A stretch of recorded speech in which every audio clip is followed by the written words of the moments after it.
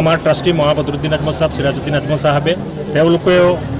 জুবিন গাৰ্গৰ তেখেত আত্মাৰ সদ্গতি কামনা কৰি পেলাই তেওঁলোকে ইতিমধ্যে তেওঁলোকৰ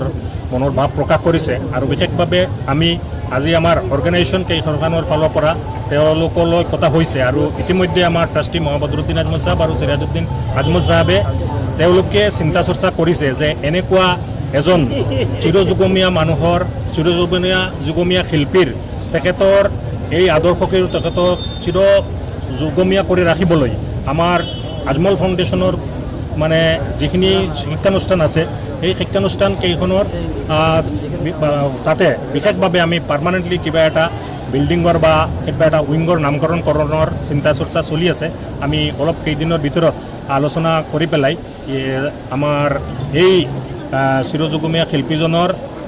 আত্মাৰ শান্তিৰ কাৰণে এনেকুৱা এটা পদক্ষেপ ল'ম বুলি ইতিমধ্যে আমাৰ ট্ৰাষ্টিসকলে জনাইছে স্মৃতি হিচাপে আপোনালোকে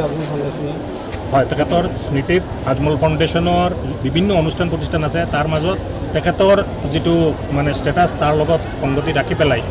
তেওঁলোকে এটা পদক্ষেপ ল'ব যাতে এখন অনুষ্ঠানৰ এটা কমচে কম এটা উইংৰ নামকৰণেৰে তেখেতক আমি চিৰযুগমীয়া কৰি ৰখাৰ যত্ন কৰিম